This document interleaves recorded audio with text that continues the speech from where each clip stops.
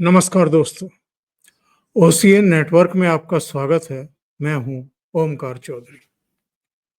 अब से पहले बिहार के भेलूपुर का किसने नाम सुना था? बिहार में बक्सर जिले में भी कितने लोग हैं जो एक सवा हजार की आबादी वाले इस गांव और इस गांव के नाम से परिचित होंगे।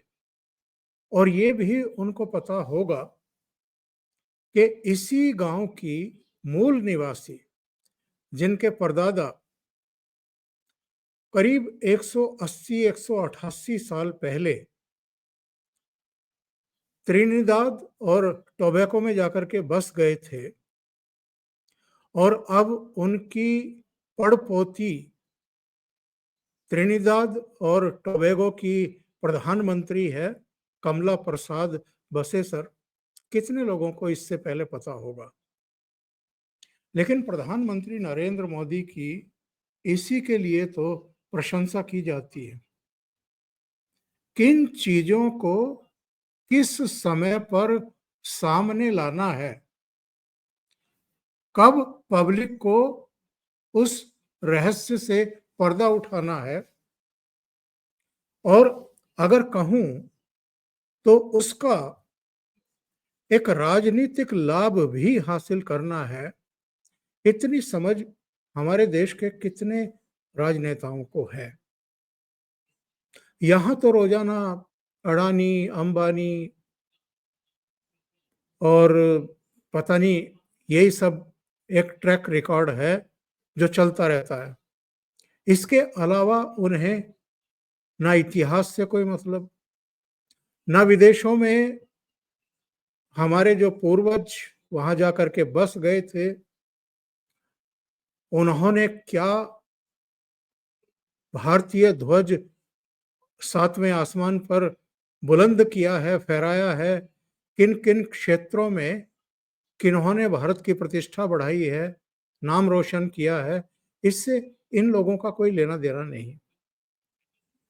ये केवल और केवल इस बेस पर राजनीतिक स्कोर करने की कोशिश करते हैं कि हम हल्ला मचा करके मीडिया के जरिए एक परसेप्शन क्रिएट करके किस तरीके से प्रधानमंत्री नरेंद्र मोदी की लाइन को छोटा कर सकते हैं और अपनी लाइन को बड़ा कर सकते हैं। या अगर सीधे सच्चे शब्दों में कहूं तो कैसे उनकी कमीज को दागदार कर सकते हैं और कैसे अपनी टी शर्ट को थोड़ा धवल दिखा सकते हैं, सफेद पोश दिखा सकते हैं। लेकिन हो रहा है इसका उल्टा ही। इन लोगों पर तमाम तरह के आरोप भी हैं, मामले भी अदालत में चल रहे हैं। नेशनल हेराल्ड से लेकर के तमाम दूसरे केस भी इस समय खुले हुए हैं, जांच पड़ताल चल रही है। और दूसरी पॉलिटिकल पार्टियों के नेताओं का भी यही हाल है, उनके रिश्तेदार तक घोटालों में फंसे हुए हैं, गड़बड़ियों में, भ्रष्टाचार में फंसे हुए हैं। और प्रधानमंत्री नरेंद्र मोदी की इस सूझबूझ की तो इनके विरोधी भी प्रशंसा करते हैं, उनके कायल हैं कि वो लगभग अपने हर कदम से कुछ ना कुछ साध लेते हैं। अब आप देखिए कि बिहार के चुनाव में मात्र 2.5-3 महीने बचे हैं। इससे ठीक पहले प्रधानमंत्री ने 5 देशों की यात्रा पर जाना तय किया। ब्राजील तो उनको जाना था, ब्रिक्स की 17वीं बैठक है, लेकिन उसके साथ उन्होंने 4 और देशों की यात्रा इसके साथ क्लब कर ली। वो घाना गए, वो त्रिनिदाद एंड टोबैगो इसकी यात्रा पर हैं, लगभग समाप्ति पर ही है। इसके बाद वो अर्जेंटीना जा रहे हैं, फिर ब्राजील जाएंगे, 2.5 दिन का उनका वहां का दौरा है, और आखिर में नामीबिया जाएंगे। इनमें से कई ऐसे देश हैं जिनके बारे में इनके पूर्ववर्ती प्रधानमंत्रियों ने कभी सोचा ही नहीं होगा कि हमें इन देशों की यात्रा भी करनी चाहिए। एक होता है कि आप जो आपके व्यापार के संबंध हैं, जो आपके अंतरिक्ष से रिलेटेड, जो सामरिक, आर्थिक और दूसरे जो आयाम हैं और जो रिसर्च बेस बेस बहुत सारी चीजें हैं, वो संबंध आप दुनिया के ऐसे देशों के साथ और बेहतर करें जिनके साथ आपके रिश्ते तो हैं, लेकिन वो लगभग ठंडे बस्ते में पड़े हुए हैं।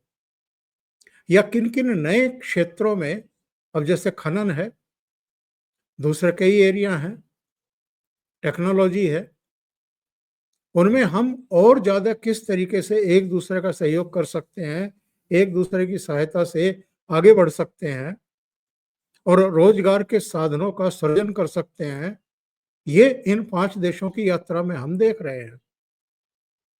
हमारी जो ऊर्जा चिंताएं हैं, ऊर्जा सुरक्षा से संबंधित, वो भी सधेंगी। इसके अलावा भी जो हम सोना खरीद रहे हैं ताकि हमारे यहाँ मुद्रास्फीति की दर भी नीचे रहे और एक स्थिरता रहे, इकोनॉमी में स्थिरता रहे। तो घाना की यात्रा पर गए थे, तो घाना जो है वो सोना प्रोड्यूस करता है। अब जो त्रिनिदाद एंड टोबैगो की यात्रा पर हैं, वहां का संयोग देखिए कि वहां की प्रधानमंत्री भी भारतीय मूल की हैं, बल्कि बिहार की बेटी हैं। उनके परदादा मिश्रा जी गिरमिटिया बन करके गए थे। उस समय दास प्रथा जो है वो बहुत सारे देशों में खत्म की गई थी अंग्रेजों के द्वारा, और बहुत सारे देश हैं, फिजी है, त्रिनिदाद टोबैगो है, मॉरिशस है, गयाना है, बहुत सारे देश हैं जहां पर भारतीयों को ले जाकर के वहां खेती बाड़ी और मजदूरी के दूसरे काम शुरू कराए गए थे। वो वहां बस गए, और आप देखिए मॉरिशस में भी भारतीय मूल के प्रधानमंत्री रहे, राष्ट्रपति रहे। फिजी में भी महेंद्र चौधरी और दूसरे लोग वहां प्रधानमंत्री बने, ये भारतीय मूल के थे। और अब त्रिनिदाद और फिजी में, मैं बता चुका आपको।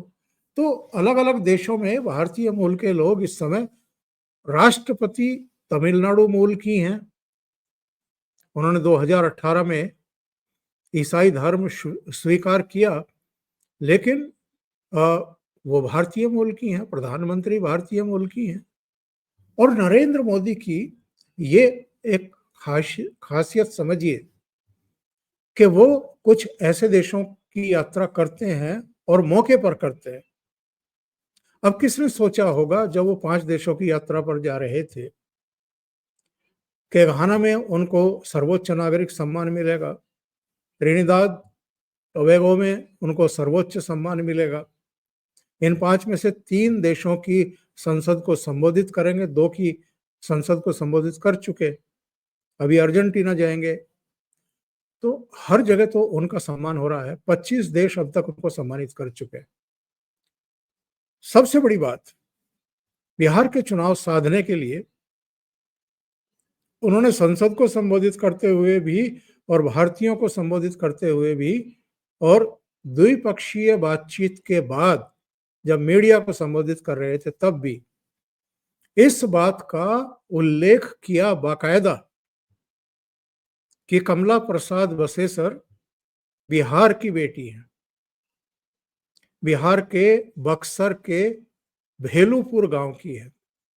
वैसे जब प्रधानमंत्री नरेंद्र मोदी ने भेलूपुर का नाम लिया और बक्सर का नाम लिया, तो उसके बाद फिर मीडिया में जैसे होता है, जांच पड़ताल शुरू हुई, रिपोर्टर भेजे गए, जो लोकल रिपोर्टर होते हैं वो भी पहुंच गए भेलूपुर। वहां जाकर के पता किया तो पता लगा कि पूरे गांव में जश्न का माहौल है, क्योंकि उनको ये तो अंदाजा था कि जब ये पहली बार 2010-11 में प्रधानमंत्री बनी थी तो बिहार की यात्रा पर आई थी, गांव भी आई थी और बड़ी भावुक हो गई थी। लेकिन आस पड़ोस के लोगों को, बक्सर जिले के ही लोगों को, बाकी बिहार के लोगों को ये अंदाजा ही नहीं था कि एक देश की प्रधानमंत्री का रिश्ता उनके बक्सर जिले से है, बिहार से है। और बिहार को लेकर के जिस तरह की राजनीति की जाती है, जिस तरह बिहार को बदनाम किया जाता है बेरोजगारी को लेकर के, उनके लोगों के साथ जिस तरीके से महाराष्ट्र में, पंजाब में, जम्मू कश्मीर में, कई दूसरे राज्यों में जिस तरह की बदतमीजी होती है, बेहूदगी होती है, और जो एक परसेप्शन बनता है इससे कि जैसे बिहार बहुत पिछड़ा है और बिहार में उस तरह का टैलेंट नहीं है।